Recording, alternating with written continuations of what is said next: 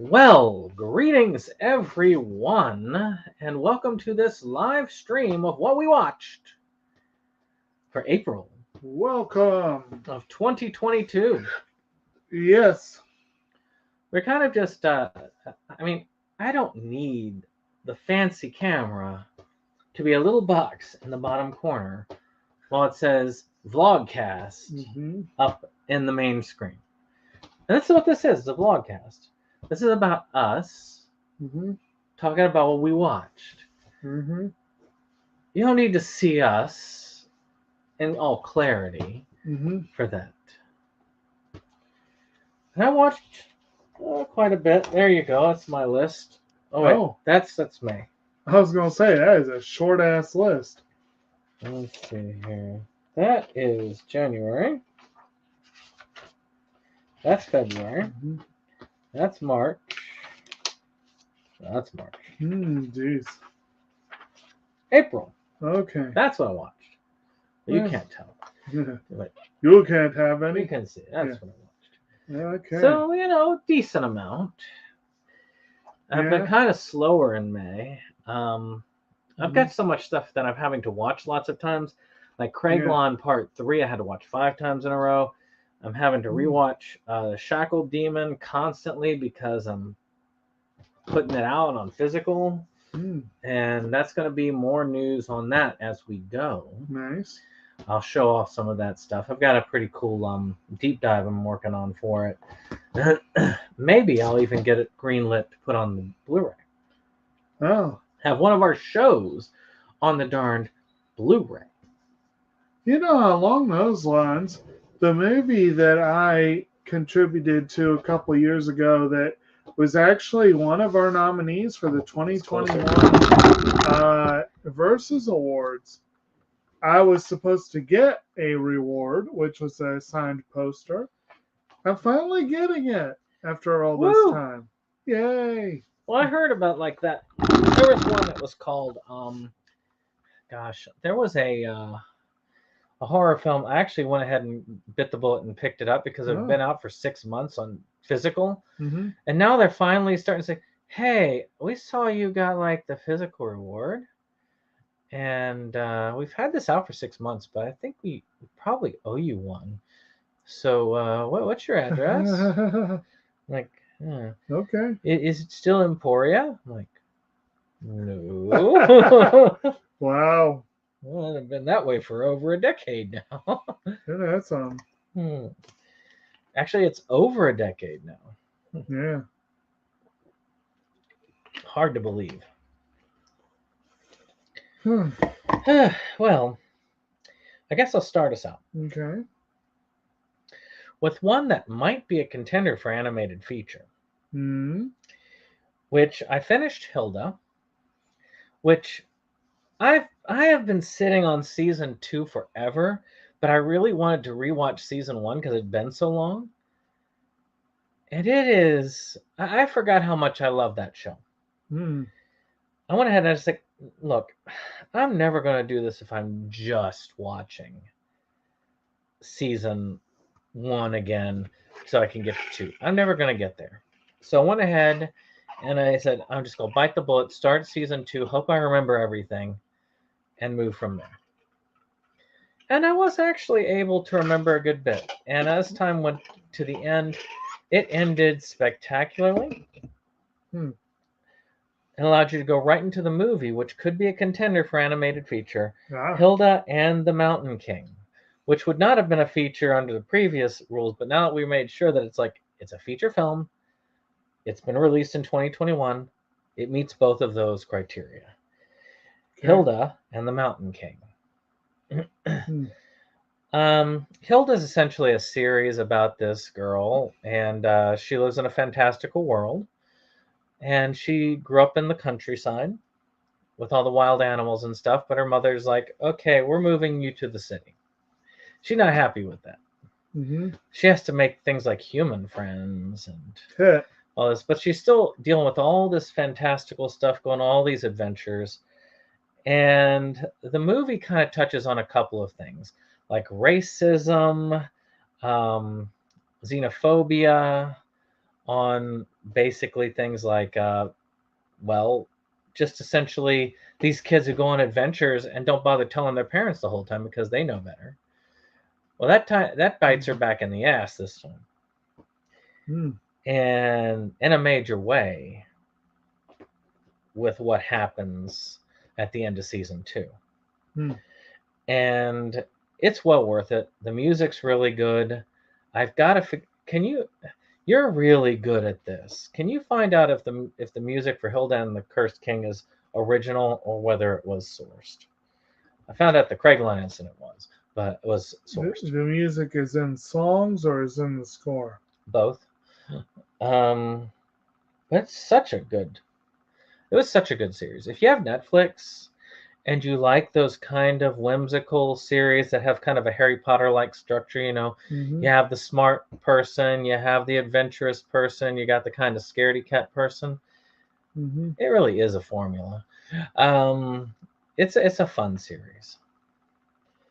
And it does do a lot of work with, it has some LGBTQ representation, some good people of color represented. It's in general, but it doesn't feel forced. And that's how representation should be, is it should feel natural and not forced. And in that series it is. Okay. Let me see here. A lot of people hate on this series for some reason. Speaking of LGBTQ and racial diversity that may feel forced for some, She-Ra. I finally finished that. I stopped at like the 3rd season and partway through the 4th, and there were 5 seasons, and I just stopped. And I finally got back to it and said, I'm going to finish it. This was I'm going to finish Netflix shows thing. And it really is. I disagree with some people hating on it. I think it's a wonderful take on the series. The animation is much, much better. And if you disagree with me, you better have watched the original She-Ra in the last year before you start disagreeing with me on that angle. Have you watched the original She-Ra and He-Man animation-wise lately? Probably not. It's been a minute. My guess is that those people who hate on it are rewatching it from the mind's eye lens of nostalgia. And nostalgia sure makes things look a lot prettier than they really are. Yeah. And that's there. And this one, I mean, it's got some little twists, some LGBTQ twists and stuff like that as well. And I think that part bothers people. I think them kind of changing around a little bit of the character designs and stuff and the animation style bothers some people. But it's really a pretty good series. I like that they work hard on character development. And it really is kind of a cool world, so to speak. Now, I had one more for low budget. But it's not likely going to make my list, which is Amityville Cult. Might as well hit all 3 of these. I don't remember Amityville Cult. I don't think I care. Same thing for Amityville Scarecrow. The only thing I remember from Amityville Scarecrow is that, for a film that looks like it would be really cool, like an Amityville Scarecrow, it's really boring. But Amityville Vampire was actually pretty decent. It was a nice little what do they call it? What is it they have when they do different films together? It's a anthology. It was a nice little anthology. Evan Jacobs was in it. Was kind of funny. We had a conversation. I was telling him, yeah, you're an Amityville Vampire. It's like, Nope, hate to tell you this, I'm not an Amityville vampire. I say, well, look, your name's on it. It's like, that's a different spelling. That's a different Evan Jacobs. I tell you, I'm not an Amityville vampire. It's like, dude, it's you. You're unmistakable. So I taped it and I showed him the tape of it. And he's like, oh, that thing for David Sterling. Well, I guess I'm an Amityville vampire. From that reaction, you think he was, you think you were saying he was in a porn or something, and he didn't want to admit to it. So that was that. You're still looking it up. Well, here's a random thing for you that might be interesting. Change.org actually has a petition on it to release the Hilda soundtrack. Oh, it should. It's a beautiful soundtrack. I actually, if it is an original soundtrack and the music is original, I will be putting it up for a Versus Award this year. It is beautiful. So, and I think we changed it to soundtrack, didn't we? Well, we changed the score from original score to just score. So in an example like this, if it adapts the themes from the show, then it could still count because it's adapting the score from the show. Well, that'll be good. Yeah. So yeah, it's definitely going to be one that's up for it. I was really pleased with the film. Cool. Did you want to put one up, or do you want me to keep going? I'll go ahead and do. I seriously have very, very few to offer, but I'll go ahead and do my first one because the first thing I did watch for the month is a Versus Award potential Versus Award contender. It's a movie that got a lot of critical buzz, which really surprises me, especially having seen the film. Greetings, Mike McNally. Hey, Mike. All right. And that is a film called Zola. I think it's actually at Zola, like with the little symbol like you would normally see. And basically, this is the IMDb description. A stripper named Zola embarks on a wild road trip to Florida. But basically, Taylor Page plays Zola and co-stars with Riley Keough as Stefani, Nicholas Braun as Derek, and Coleman Domingo as X. You eventually find out his actual name, and I have totally forgotten what it is, but it's kind of a fun name. I actually saw it on a list of the best villain names, but they didn't even, they just didn't even have him. He was in Ma Rainey's Black Bottom. Okay, so Zola is based on an actual series of tweets that this girl did. They based a movie on a tweet thread, basically. And it sounds like it should be an epic disaster, but the critics actually loved it. So I was like, okay, I got to give this movie a watch. And, who knows? It might be a Versus Award contender. I was... I need to do that next week. I had mixed feelings about the movie. Coleman Domingo definitely did do a great job, and so did Taylor Page. Generally, the acting was solid. It is an interesting movie. It's worth watching. I kind of hope some other people in our group do watch it just to, broaden our potential options for the Versus Awards. But at the end, it did leave me a little bit underwhelmed. Well, I'm going to just try and hit the ones that we covered for April. Yeah. I think, April 1st was,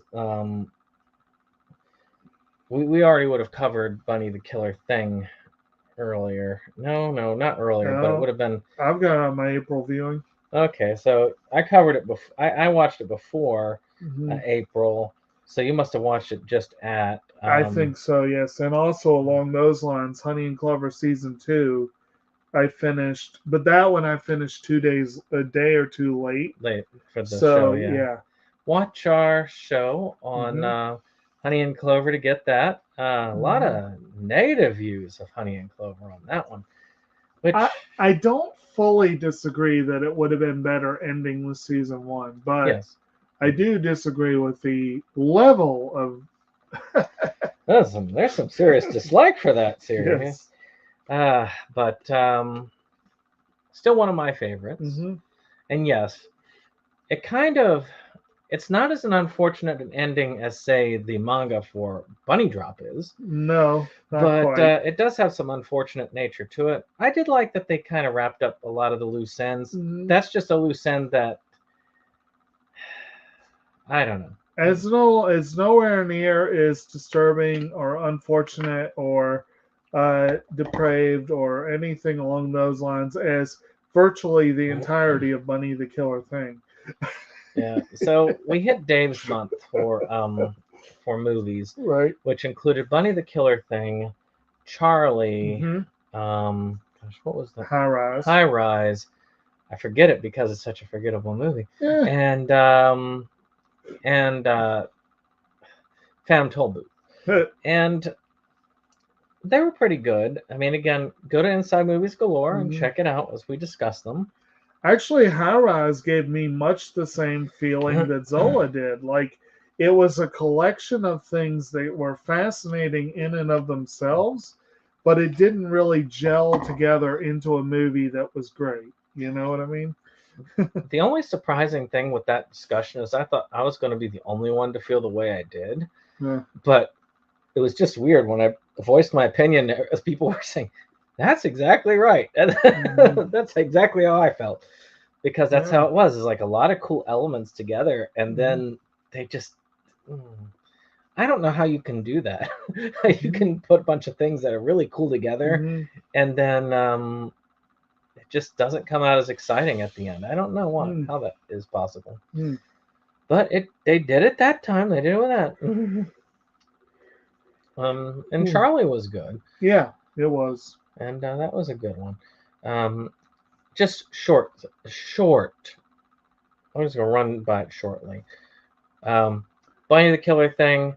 Guy gets turned into a horny, murderous bunny, and rapes people to death, Mhm. yelling pussy really loudly. Yeah. That's pretty much how it is.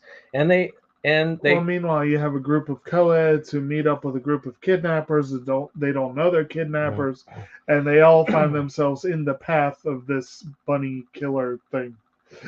and it also is very weird because they give you they kind of pull the rug out from under you by turning away from all the gore at the beginning Mm-hmm. and then giving you an up close look at all the gore after. Mm-hmm. False sense of security. Mm-hmm. Charlie is about a man who is differently able, and he's an individual who does an operation to improve his mind, gets real smart, but then realizes that there is a potential tragedy on the horizon, which I won't spoil it for you if you Mm-hmm. watch it. High rise about this high rise. Uh, Yeah. there's a lot of things here.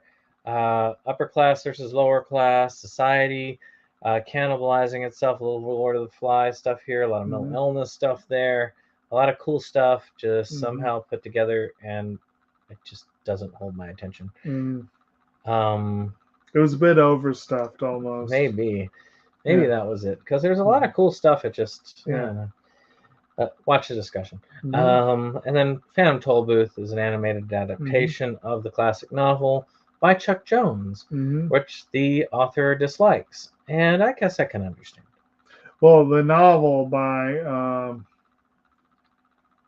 that guy. That guy.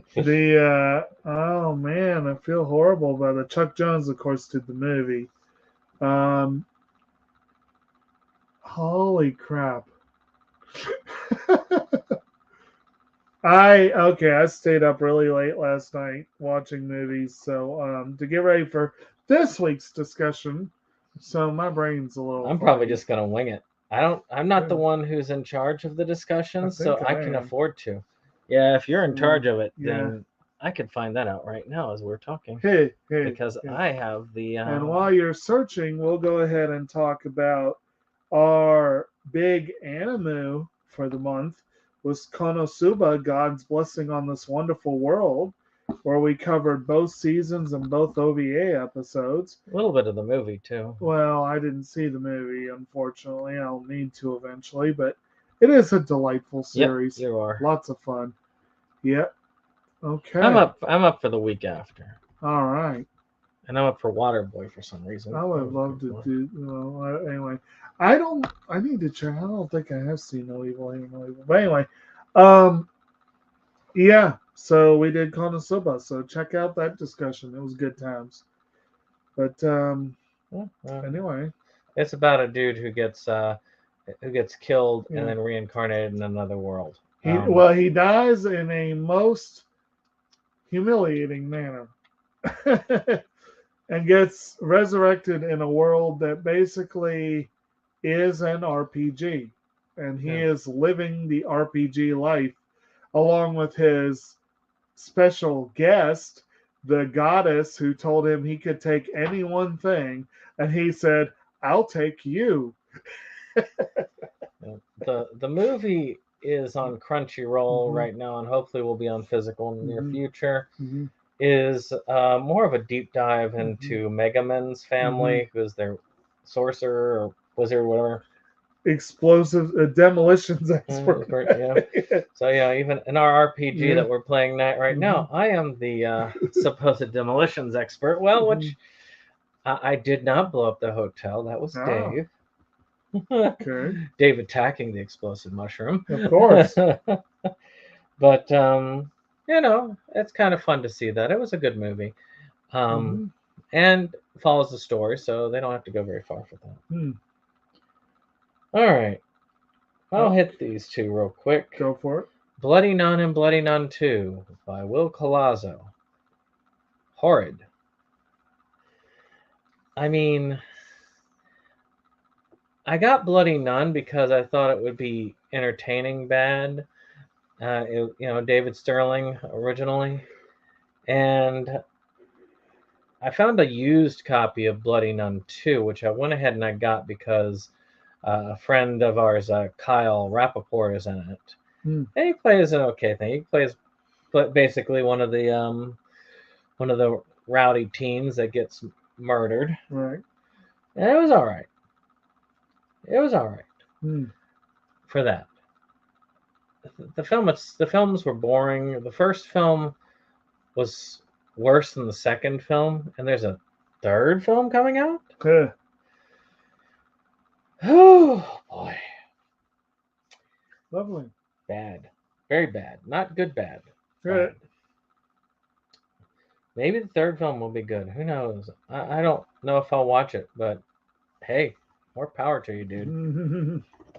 I don't know how you're able to get a third one, but. So, you have one to throw out. Well, I guess we'll go ahead and I guess I'll do two together because I don't have much on either one. I had mentioned last month that I had finally watched the Tatami Galaxy. At the early part of April, I finally watched the OVA episode of the Tatami Galaxy, which is an interesting and very odd episode.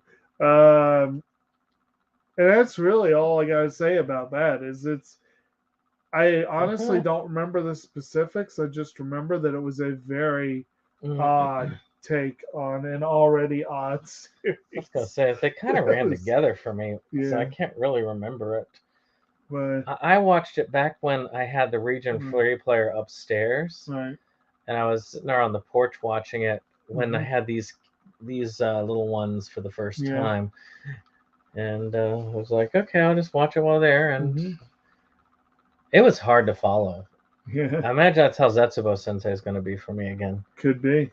And then the next one I'll mention, which I hate to say that I don't remember a whole lot about this, But it was one that I had gotten thinking it was a 2021 documentary, but I think it's actually 2020. So it doesn't qualify for the Versus Awards, but it's still one I'm glad I saw. And that was a documentary called Escape from Extinction. And it's kind of what it sounds like. It's kind of a film about more than anything else. I think it kind of covered some of the more positive uh, examples of things that, animals, probably animals mainly, because these shows tend to focus on animals, that maybe the outlook might not be as bleak as it is with some. Yeah. But it's one of those shows that I watch and I'm like, everyone should watch. This should be required viewing. But of course, that pretty much means that it's not going to be seen by the people that need to. But Well, anyway, would the people who need to see it really be changed by it? probably Anyway? not. Yeah, that's the thing. The people who are going to be in power are Yeah. going to give jack for the environment. Now, it might be a good thing to show kids who haven't made up their mind yet. True. And I want to say this was the one that was narrated by Helen Mirren, and it was the good. There was good narration, and like most nature docs, it had some really gorgeous imagery and so forth. I'm used to Attenborough doing these ones that have environment. Oh yeah, definitely. So I watched the newest Paranormal Activity for the Versus Awards. There's one this year? One for 2021. Oh, I didn't realize that. Next of Kin came out over Halloween. It kind of passed me by. I'm sorry, I had one more thing I meant to say. Yeah, go ahead. Because I'd forgotten until I looked it up, and now I realized, okay, the movie was specifically about the role that zoos and aquariums have in conserving species, and it got into the controversy over that and everything, and so that's what I meant to say. It is kind of a double-edged thing, because some zoos are bad, but at the same time, sometimes it's the only way that some of these creatures are still not extinct. Yeah. I mean, it depends on the zoo. Like traditional old school, let's just throw a bunch of exotic animals in cages and call it a day. Yeah. Let's be done with that. Never see that again. But modern zoos are a whole other creature. But a lot of people don't see it that way. And that's, which is why I got out of pet keeping, because I was like, if you're going to keep pets, you ought to be trying to breed them, fish and whatever. But I want to get back into it. But yeah, really keeping animals in captivity can be beneficial, because what the hell are you going to do if their habitat's not there anymore? Which is the case with a lot of. Anyway, breed some zebra mollusks. Yeah, no, they don't need any help. They don't need any help. So Paranormal Activity Next of Kin was actually really good. It's Paranormal Activity towards the end kind of went away from the basic premise of, well, like the Bad Ben series, essentially, and became its own thing. And I liked this one. It was pretty creepy. The main character finds out that she was adopted out, and that her parents were Amish. So she decides, I'm going to go and find them, and she finds out a little bit more about her parents than she wanted to. So very interesting. Very interesting series. I did enjoy that movie. I thought the ending was pretty cool. It was a pretty good creepy movie. Now, one discussion I was on that you were not on was an Evil Bong discussion on Mo's channel, Hmm. which you should watch and enjoy. We go through every Evil Bong film. So I Hmm. watched all 7 Evil Bong films, and Evil Bong versus Ginger Dead Man, and Ouija's, which is the only one that's different, which is basically ghoulies with weed. Hmm. And it was pretty cool. And it was kind of cool watching Evil Bong 777 and then Ouija's back to back Hmm. because they film it in the same hotel. Hmm. So you can kind of see how they connect since they're in the stash box. It was a rather cool discussion. Evil Bong series is a pretty cool horror comedy series done by Full Moon. Very much a fun thing. I'm going to be back on with Mo later on in the summer to discuss The Dead Hate the Living, um, which is another thing. Hmm. But well worth checking out. Cool. Let's see. I did Craiglan Incident Part 2, which I did a deep dive for. Did a film psychoanalysis for that. Tomorrow will be Part 3's film psychoanalysis. So check that out when it comes out. I spent a lot of time on it. I spent a lot of time on Craiglan Part 2. I watched that 5 times in a row. Hmm. And it's better than Part 1. That told you about that series, right? Craiglan Incident? Yeah. Yeah, so essentially you got these aliens and they accidentally break a rift in time and space, so they're able to try and invade all the different Earths on all the different levels, Hmm. and a bunch of idiots have to get together to Hmm. save the world. Hmm. And this learns a lot from the previous one, but still drags a bit. I really don't think that the first 2 movies need to be 2 hours each. I'm a little bit more conflicted on that for the third movie, but for the Hmm. first and second movie, I am very sure that they shouldn't have been 2 hours Hmm. apiece. Especially since I had to watch it so many times. But yeah. All right, so I'm about halfway through my list. All right. I'm about mostly through my list. I'll go ahead and do one, and then you can do a few more. Okay. I actually have a couple of series, but this one it kind of barely counts for April. But and actually, I just learned today that this show had been canceled unceremoniously after 7 seasons, and I was very upset because I'm like, this was a fun show, and I'd hate to see it just end. I hate it when good shows just end. You know, it's really, but we've been going very, very, very sporadically through the Arrowverse, and a while back, we started a particular round, watching them all as close to chronologically as we can.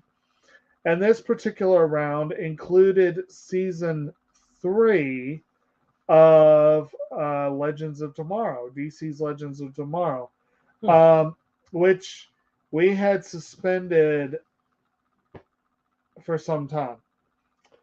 And recently came back with just the very tail end. I think there were maybe 4 episodes left of this show. It's always shorter than the other series, so we're still working our way through Arrow, Flash, and Supergirl, but we technically finished season 3 of Legends of Tomorrow, which features the introduction of the character Zari, who joins the Legends early in the season, played by Tala Ash. She is notably one of the first Muslim characters on Hmm. any such show. You also have the Crisis on Earth X Part 4, one of those big crossover things. You had the exit of a couple characters. I'm not going to specify on the off chance that it would be a spoiler. But we also have Wally West migrating over from his appearance on Flash. And notably, this season, the big bad is a resurrected Damien Dark and his daughter Nora, and the demon Malice, who basically Dark has made a Faustian bargain to resurrect Malice, supposedly he's trying to create a world for his daughter to basically be number one, be in charge, and he doesn't go as he planned. I've said before, Dark is one of my favorite characters on any DC show ever. And it is really interesting seeing them bring him back in this particular manner. Nora, seeing him actually care about someone else adds an interesting component because he does care about Nora. And then, you got your usual cast of crazies there. You got Katie Lotz as Sarah. Incidentally, Neil McDonough is Dark. Katie Lotz is Sarah Lance. You got Dominic Purcell coming back as Heatwave. Brandon Routh is Ray Palmer. You got some good folks there. Fun show. I know shows tend to overstay their welcome, and I haven't seen the later seasons yet, but I'm still thinking, based on the first three, they probably deserve better to just get shit canned. But anyway. I just got overwhelmed by the sheer glut of it. Yeah. It's sort of like anything else. I mean, I'm almost to that point where I'm giving up on Marvel because there's so much of it. There is that. I still haven't watched the Netflix ones, and I still haven't watched the Hulu ones, and I still haven't watched any of the little cartoony ones that they did. Technically, I could probably have put Daredevil on my list, but the thing is, my brothers were watching it, and I only caught what I happened to be in the room for. So I saw about half of Daredevil this time. I mean, I've seen a few episodes of it. That's good, but it is a good show. There's actually a decent number of seasons of that one. I think it was the longest. No, there were only 3 seasons. I think it's the longest running of the series that they had, but it's not saying much. No, it's not. If I remember correctly, I think Jessica Jones had 2 seasons. I want to say Iron Fist had 1. Iron Fist had 1. Punisher had 1. I think Luke Cage had 2. And then they had that show, The Defenders, which I think was 1 season. Yeah. And I know Runaways had a lot of seasons. Well, Runaways was a whole different thing. It had nothing to do with that. And then Cloak and Dagger, I think, had 1 season. Yeah, and that was Cloak and Dagger was on Freeform, and Runaways was on Hulu. Yeah. They had nothing to do with that. Yeah. That's just, because eventually they may tie together.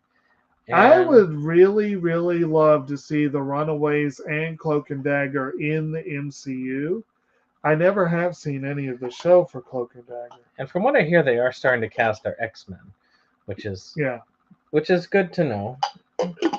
I saw something today, like someone was trying to make an argument for bringing Zac Efron, of all people, into the MCU. But I have to say, their casting was spot on. For Sinister, they've cast for Sinister. Well, they had him as a potential for Gambit. They had him as a potential for Johnny Storm. And then there were 2 that really made sense. Those 2 kind of made sense. Actually, Johnny Storm really makes sense. But they also said Archangel/Angel and Ghost Rider. And I'm like, I could see him in any one of those roles except Gambit's iffy. Nicolas Cage will always be Ghost Rider to me.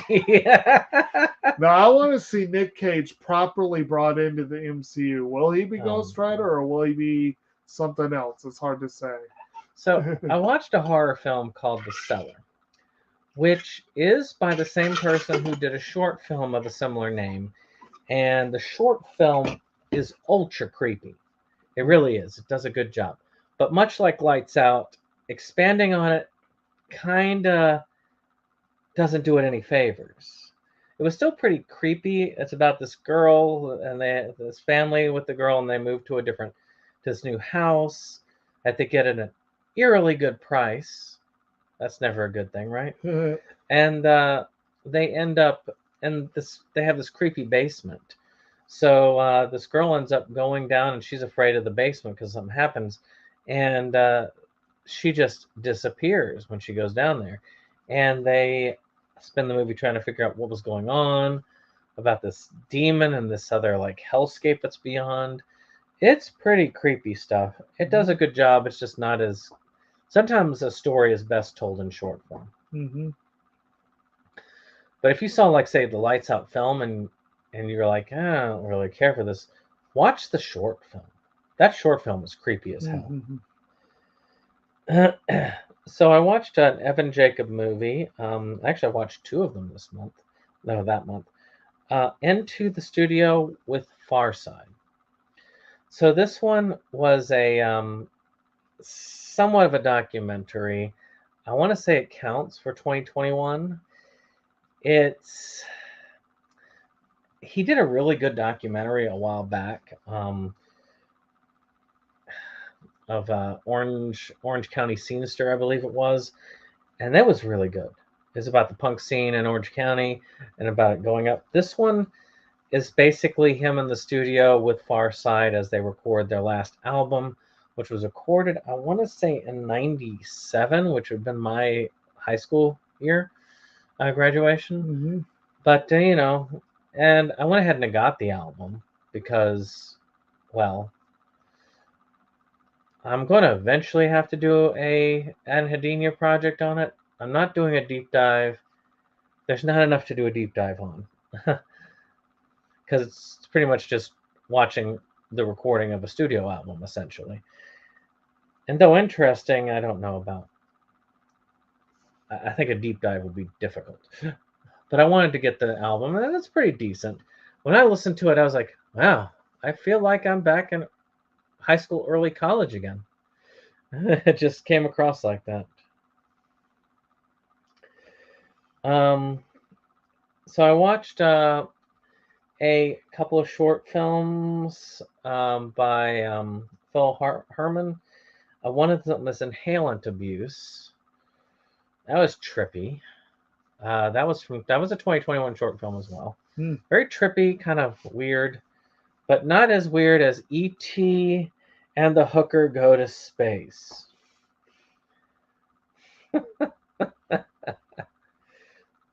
It's pretty much what I said. E.T. goes on a rampage killing people and then hooks up with a hooker. That's pretty much the whole of it. There's a little bit more to it, but yeah. And it counts technically on IMDb, has it as 2021.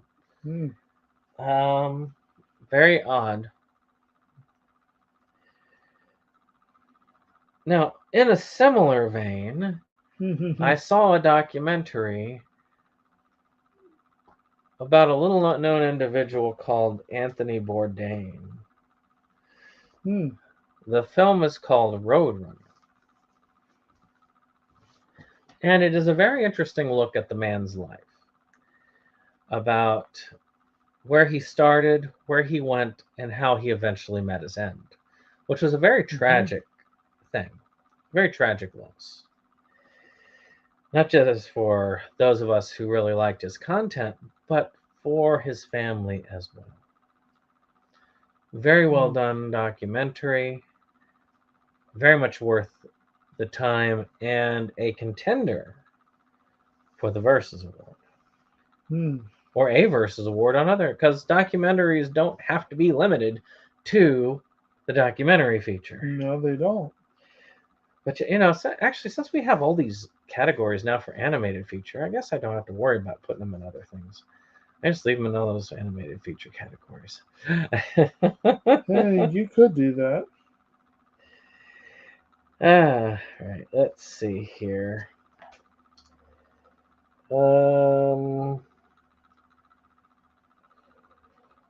Isolation Activity.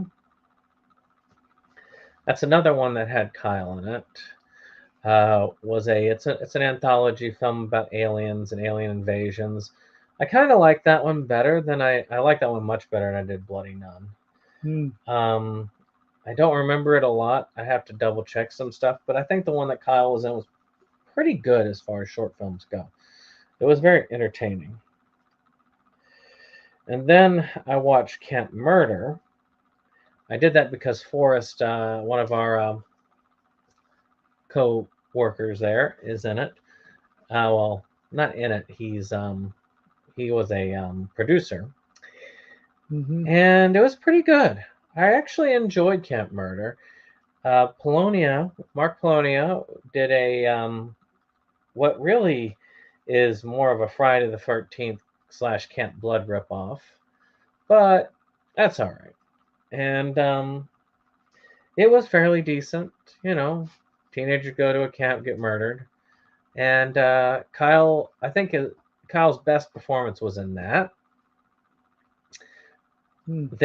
They give him a pretty big part in that, where he plays this dude and he's plotting to kill this girl's boyfriend and all that stuff. Hmm. It's kind of interesting. Okay.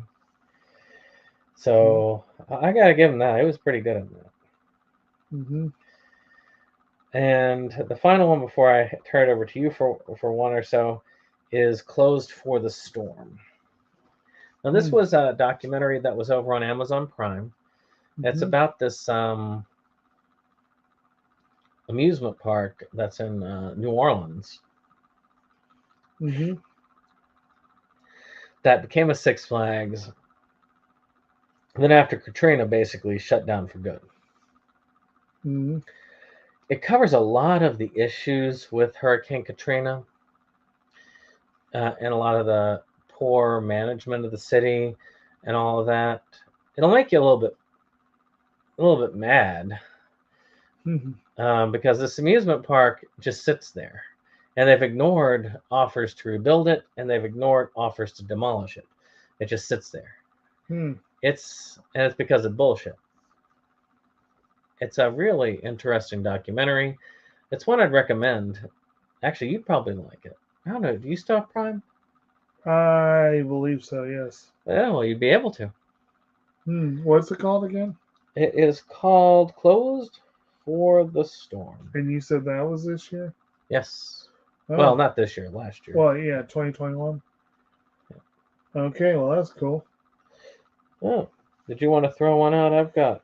Yeah, well, I'll throw out one of my versus awards contenders, which honestly be a little surprised if other people don't bother to watch this. But this was another one that the critics were quite fond of that didn't quite get a lot of awards praise, and that was a movie called The Night House, and that was directed by David Bruckner and stars Rebecca Hall.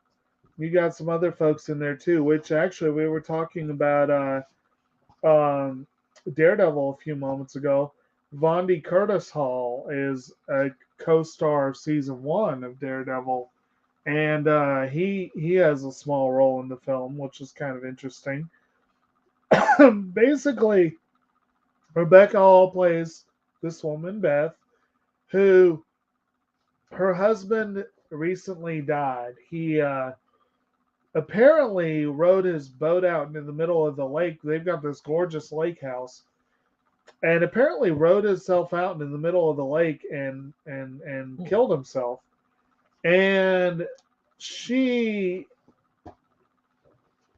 has some mental issues, and she much of the film is her not only grappling with her own issues, but also grappling with the idea that things were not as she thought they were with him. Um, there is sort of a haunted house feel to the movie, and that is part of the description, I guess you could say, that people tend to have. But it's really more of a psychological thriller than anything else. Um, And Rebecca Hall does give a very solid performance. She is very good. The acting generally is very good. The movie generally is very good. Kind of like with Zola, I was a little bit underwhelmed and I didn't get as much out of it as I had hoped to. But given the horror-ish vibes, it might be one that people in the group would go for. Um, it's definitely worth a look. Yeah. So actually, I have a whole bunch of contenders that I went Oh, through. okay. Thing 666, which is, by the way, one that could contend for a low budget. Okay. Well, it is the Six Things film, which has been hit or miss for me. Mm-hmm. But this one wasn't so bad. I've been kind of. I did not like 4 and 5, but the sixth one was Things 2 was pretty decent, and this one was pretty cool as well. It didn't rely as much on the things as you would normally do, and the format for the anthology was better. I would say it was a decent low budget horror this time. So it's getting better. It's getting better as we go. Mm-hmm. So maybe when the seventh Things comes out, and you know it will, um, I'll actually be looking and say this is as good as the first three. So far, they have not topped the first three, in my opinion. The first three movies are really good. Speaking of really good and versus award contender, I watched another documentary. I've got a lot of documentaries under my belt for this year. I need to work more on that. Way more than the 6.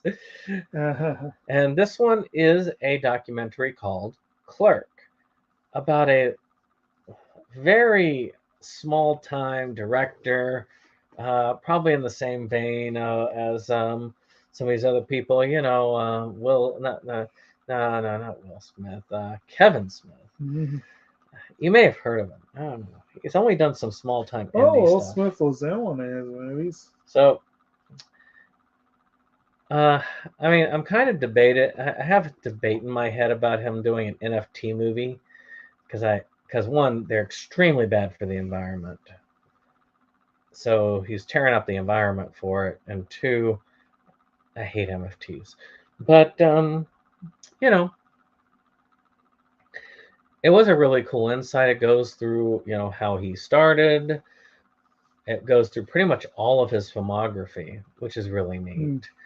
What he was thinking, how it reacted, what he was dealing with at each time, his heart attack, and of course, I like how his daughter's talking about how Yoga Hosers is one of her favorite movies. Well, I guess for obvious reasons, huh? I thought it was everyone's favorite movie. Yoga Hosers is not as bad as people say it is. It's not good, but it's not as bad as people say it is.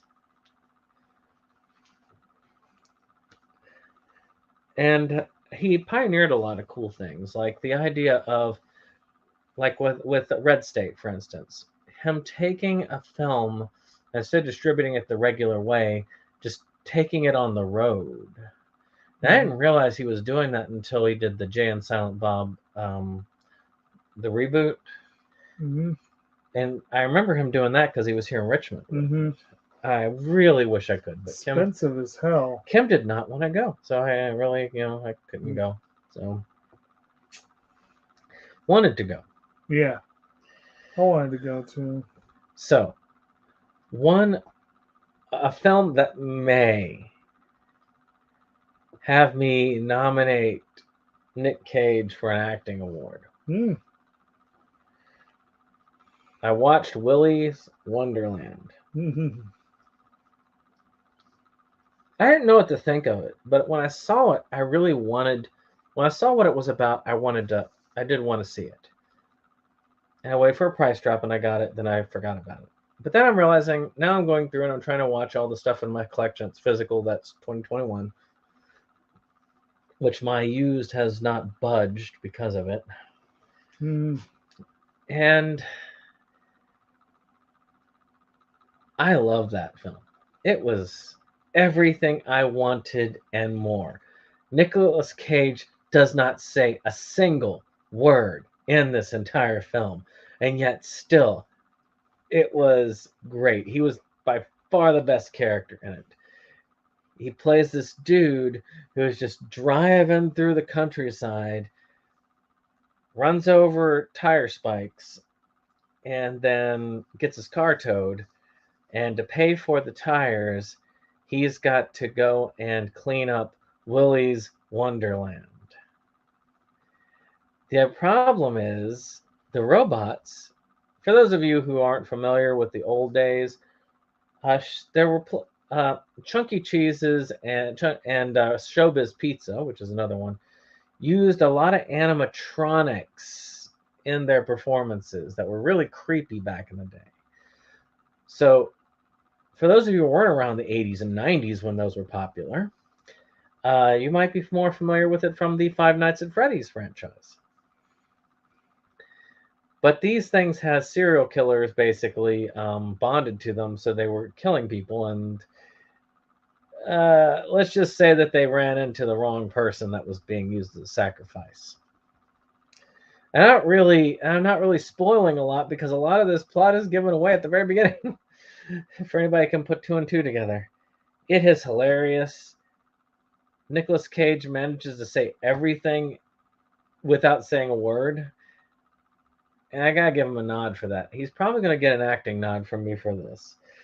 And you do yourself a favor by watching it. I actually think you could watch it without too much trouble. It's a little bit gory, but it's not too gory, if that makes sense. Sure. And it's got a horror comedy vibe, which I think you would like. Cool. Kind of like an Evil Dead vibe, almost. Mm-hmm. Now, one that might give you trouble is I watched a British horror film called Shortcut. It's about this group of kids on a bus, and they get pulled over by a serial killer who escaped from jail. And then they end up all running for their lives because they're about to be eaten by a vampire. That's pretty much all she wrote for that one. Okay. It was okay. Decent. Not going to win any awards. Like the bus. So let me see what I have left. 1, 2, 3, 4, 5. Okay. How many do you have left? I think 1. Let me see. There. Yep, 1. Well, I'll let you end us then. Okay. So one that I guess I'm late to the party seeing, but I finally watched Ghostbusters Afterlife. Ah. Have you seen that one yet? Oh, yeah. I liked it. I really think that I'm not the target audience for this film. Really? I'm not a huge Ghostbusters fan, nor am I a Stranger Things fan. And I feel like those are the two crowds that this movie was aimed at. Yeah. Because it really was a lot like those, well, it was a lot like Stranger Things with a lot of Ghostbusters nostalgia thrown in.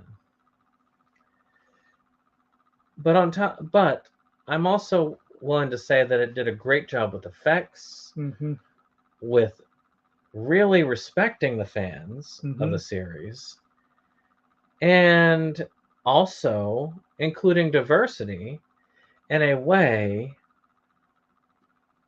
that didn't make people angry. Because you had a racially diverse cast, you had female cast members actually the lead role was by a female. Yeah.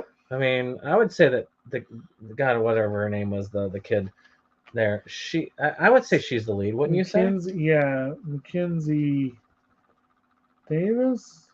Why am I drawing a blank on that? This is something I think is very different than Ghostbusters 2016 because it was able to hit the diversity buttons without giving a big finger to the original people who like the movies. Right. Matter of fact, the people who love the movies loved this. McKenna Grace.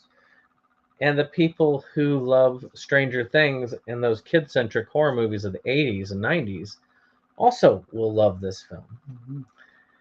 I am okay with this film. It was good. I enjoyed it. Mm-hmm.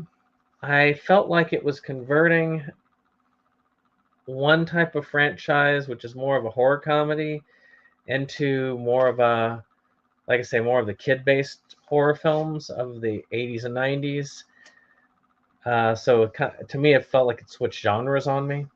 But that was just my opinion. I felt like an adult cast would have been better. But maybe. I mean, you could have made it 20-somethings. Right. Like, like make the daughter in her 20s. And so you could still keep an adult theme to it. Not like adult, but you know what I mean. Grown-up theme. Right. I just think that, But again, that's the only issue I had with it. Otherwise, it played well. Like I said, I thought the effects were really good. Mm-hmm. And what did you think of the effects? Oh, they were really good.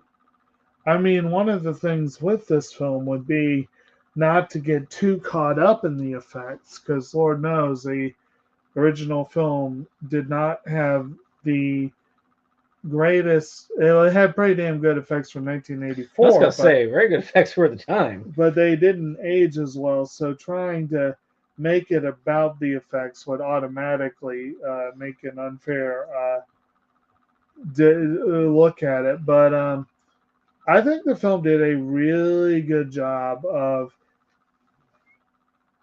respecting and honoring the fan base while still trying to go in a different direction. That's one reason why I disagree on your idea that it shouldn't have been about the kids, because that does give a fresh take on it.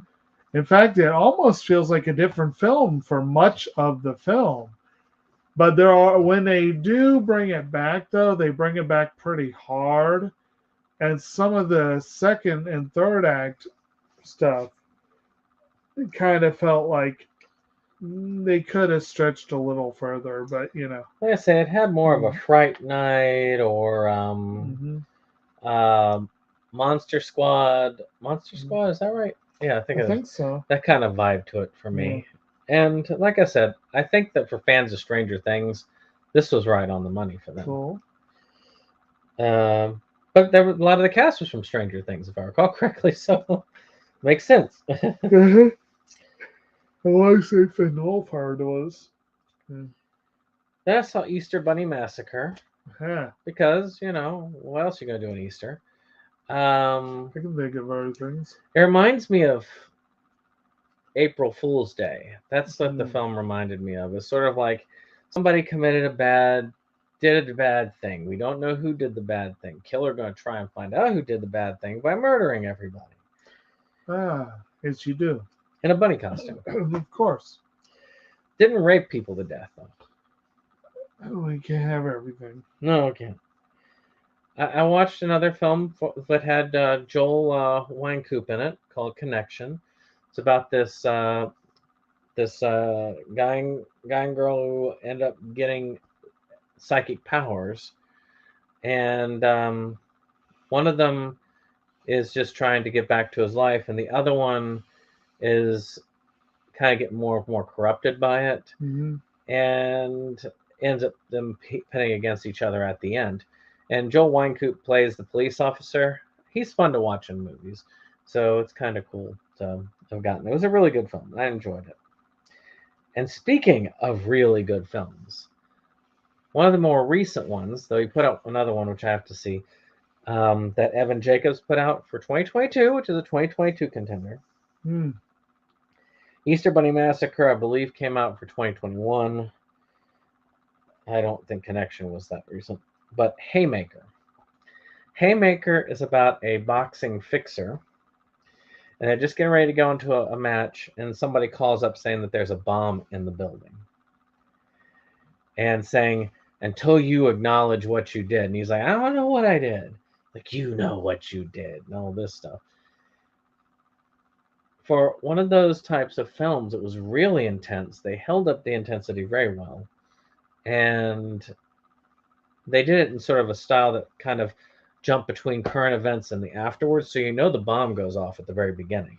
So you're guessing basically when does it happen, who gets hurt, because they don't show Evan Jacobs' character during the present situation. So you don't even know if he lives until you get to the end. Then you find out one way or the other. I did a Anhedenia project on it. All right, last one. Another documentary for 2021. Ooh. Remembering Pearl Harbor. And it interviews a lot of the survivors of the Pearl Harbor, which by the way is fewer and fewer every year. I mean, we've already lost all our World War I vets. We're less than 10 years away from losing all the World War II ones. Probably. So it's well worth listening to, well worth remembering. Pearl Harbor was a very significant event in our history. So it's very interesting to see this as they go through recent times. Not a contender as far as me. There's too many good documentaries competing against it. But still good. Right. Well, take it home. Take it home. Well, my last one is getting back to a little something we touched on earlier, which was Bunny the Killer thing too? Well, Electric Boogaloo? You know it. No, this was, but it was a Disney product. So. Oh, then it was Bunny the Killer thing. And they licensed him. Animated version. They go in the opposite direction. So basically, yeah, that's enough of that foolishness. I got back to basics. I got back to the beginning, trying to prepare for the film that came out this weekend that I have not yet gotten to see, the Doctor Strange and the Multiverse of Madness. I did go back. I really, honestly, had only seen, as far as the Disney Plus series go, I had seen approximately 3 episodes worth, probably parts of 5 episodes of Loki. I had seen all of Hawkeye, and I had seen, I think, 2 episodes of What If. So I wanted to get caught up. And of course, Moon Knight just finished airing this week. So we'll be talking a little bit about that next month. Yeah. But and as we will potentially some of the other series.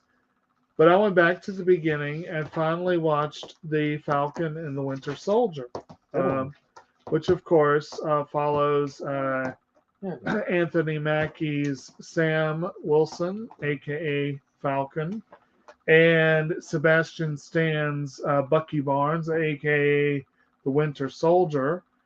And it also brings back Daniel Bruhl's Baron Helmut Zemo, who they end up breaking out of high security prison in order that he might help them in their quest. Basically, a group of super soldiers, some of the super soldier serum, similar to what was used to make Bucky the Winter Soldier and what was used, of course, to make Captain America in the first place, has found its way out into the world. And a group of international terrorists, led by a group of these super soldiers. It's an interesting thing because it talks about what happened after when Thanos snapped his fingers and got rid of half the universe. And then they saved the day. The Avengers saved the day and brought everyone back. But there were 5 years where people were getting used to everyone being gone. And when everyone came back, all the world governments were trying to resettle everyone who came back and pretty much said, the hell with everyone else. And so these putative terrorists are going around trying to fix things. And Falcon had been asked, Sam had been asked by Steve Rogers to take over the mantle of Captain America, which he refused. And instead, they bring in this complete tool, John Walker, who's played by Wyatt Russell, and he is now Captain America. So essentially, and there's other stuff too, and I'm not going to go into all the nitty gritty, but essentially, you've got these two, Captain America, Winter Soldier, working together with Baron Zemo to stop these super soldiers. And meanwhile, Captain America, the new Captain America, is trying really hard to bring everyone into, like, he wants to run the show and do it his way, which is the American way. And needless to say, it goes a little off the rails. It was a good show. I can see why it's one of their less rated shows, but it was a good show. And it's always Zemo is one of the great characters in the Marvel pantheon, I think, and so it was kind of a delight seeing more of him. And Carly, the main quote villain, is actually a very likable individual, and you get where they're coming from, basically. So it was a good show, and I'm glad I finally got to see it. And next month I'll be able to report on several of the series. Which meanwhile, I think next month also is when Miss Marvel starts. I can't wait for that one. Yeah. I wonder if they're still leaving it to where they want to try and where they change their powers to just be more similar to Captain Marvel to keep with association. Well, okay, I was reading on that today, actually. Apparently, one, they wanted to dissociate her from the Inhuman show because everyone hated it so much. And she is supposed to be an Inhuman, but apparently they've changed it to where she has some sort of family heirloom that gives her the powers, which kind of sucks. But on the other hand, Kevin Feige has gone on record saying that he wants her series to be about reconnecting with her past and learning who she is, which is not too far off from what the comics are all about. So I'm willing to roll with it and see, where they're going with it. I'm just curious how far their powers are different, because I know that they also said that they didn't like the idea of having the powers be too similar to Mr. Fantastic either.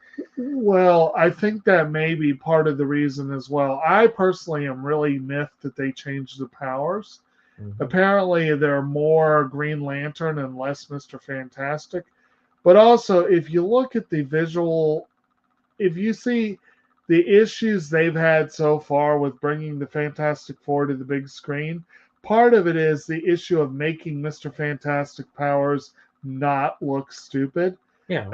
And it's kind of, I get it, but it'll be interesting. I'm glad to see that. I'm glad that I didn't read much of the comics, so I can, so they can change as much as they want.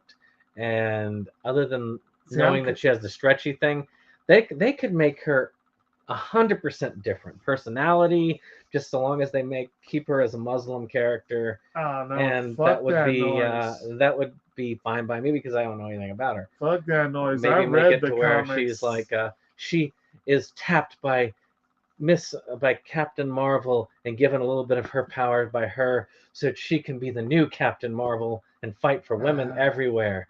And that could be the way that they do it. No, probably not. Now, one thing I think they're going to have to do, but I think they probably will do, is in the comics, she's a huge Captain Marvel Oh, fangirl, and that's why she takes the moniker of yeah. Miss Marvel. So I could definitely see them doing that. But yeah, I really look forward to that. But anyway, Well, I'm curious. yeah, And like I say, the great thing yeah. about it is I don't have as many pre expectations for the character because I don't know as Well, much about the character. another fun thing about her, and I'll be curious to see, given the demand for the character, Hmm. Loki is actually a frequent guest star in her comics. Yeah. So I would be curious to see if Loki shows up in the series. That would Mm. be kind of fun.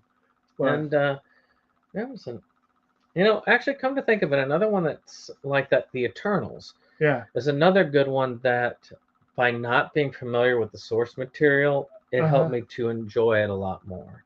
I think if I was Yeah. familiar with the source material, it probably would have bothered me about how much changes they I, did. I think that's been true of a lot of the Marvel stuff. Like a lot of the Yeah. MCU stuff has been stuff I've had at best a limited interest or knowledge of. Like again, just finished Moon Knight. Moon Knight, I don't know jack Yeah, about that story. I didn't like the comics that much, so I Yeah, admit I was one of those yeah, characters. You look really cool, but I was bored by the comics, so I never bothered to get into it. So it didn't bother me. yeah. Shoot, Thor. I barely read any about Yeah, I don't give a damn about the Thor the comics, but Thor in live action is awesome. the only the only the only I know that they made Thor more like the character Hercules, Yeah. as far as the way he's acting, Uh, but the the only character that I can think of that I had any extensive knowledge of in the MCU was Spider-Man. yeah. And I'm so used to them changing Spider-Man around. They could have done anything with him at that point. I'd be like, yeah, whatever. They could have made Spider-Man like um 50 feet tall and shooting rubber balls from his hand. And I'd be like, okay, well, that's acceptable. Spider-Man is definitely, I think, the one that I have the most familiarity with. Of course, the new movie brings in all sorts of characters that I have more familiarity. Like I've seen a lot of comic portrayal of the Green Goblin and Yeah, Doctor Octopus and uh, that's yeah, that's why I'm curious as to how they're going to go about the X-Men. yeah. But again, they've already kind of been like, we don't give a shit about the comics about it prior. Well, this So this is a different group of people here, yeah, and so I'm fine if they yeah. decide to say, well, I don't give a shit about the comics. Let's just do this to see. This is what the public wants. We're going to Mhm. pander to what the public wants, and who cares about the rest? That's why Wheel of Time is more difficult for me because they're changing the books around Mhm. based on perception of quotas and stuff like that, and I'm just like, it's. I'm trying to like the show because I really wanted a Wheel of Time series, Right. and I am all for certain things, but at the same time, when you're changing around full-on plots Uh-huh. just to do these things, I'm like, you could keep the plots the same and have the characters cast as a different race. I don't care about that. I want to keep the plots the same. Yeah. Yeah. So that's it. So, what's funny though is when you talk about Captain America and Falcon, Yeah. is one figure I was familiar with because I liked his costume Uh-huh. was U.S. Agent, Uh, which is his origin story here, and they actually stick yeah. fairly close to the comics. I was surprised. Yeah. I really did, Is he as big of a tool in the comics? essentially. Ah. And but you see, like as the series goes on, Yeah. he learns a little bit about things Yeah. when he does what he does, Mhm. and starts to become less of a tool. Yeah. And when he starts out, he's not really as much of a tool as the fact that he's been trained to be the next Captain America all his Yeah. life, and he sees that being ripped away from him. It is kind of a shame that they apparently were working hard toward building up the Thunderbolts as a Yeah, team, and then unfortunately, uh, Thaddeus Ross went and passed on, and that's unfortunate. We'll yeah. That speech, though, that Falcon gives Yeah. at the end Uh-huh. of the series is spectacular. I Oh was yeah. kind of bored at the beginning of it, I'm not going to lie. But by the time we Well, got midway, I was actually hooked the into show's kind of schizophrenic at the beginning Mhm. because you're sitting there going, well, and so why are we watching the show about both of these people? it. You know? So like I say, I feel like it improved as it was one Oh that yeah. started off odd and then improved as it went on. Oh yeah. Whereas I thought that WandaVision was the opposite. It started off intriguing and then Yeah. became, I mean, I guess it still kept you going about the mystery, Almost but done with that. it was still, I still liked it better at the opening than the end.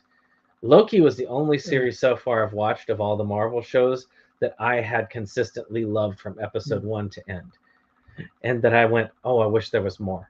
I do love with WandaVision how much they nailed each decade of television with the style of each Yeah. show. That was impressive.